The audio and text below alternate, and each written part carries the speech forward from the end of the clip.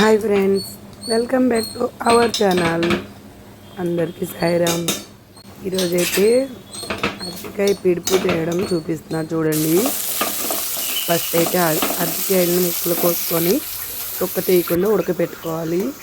బాగా ఉడికిన తర్వాత ఇలా ఒలుచుకొని ఒక ప్లేట్లో పెట్టుకొని ఉప్పు కారం పసుపు వేయాలి.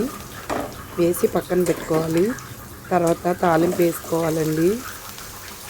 తాలింపు ఏంటంటే శనగపప్పు, మినపప్పు, ఆవాలు, జీలకర్ర, ఎల్లుల్లిపాయ, ఎండుమిరపకాయ, పచ్చిమిరపకాయ, ఉల్లిపాయ.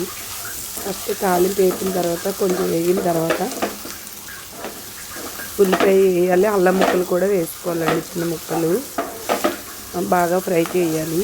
చేసిన తర్వాత ఈ ఉల్లిపాయ అనేది పక్కన పెట్టుకున్నాం కదా, అది వేసేయాలి. వేసేసి బాగా ఫ్రై చేయాలి. ఆయిల్ చూసుకొని కాస్త తగినంత వేసుకోవాలి.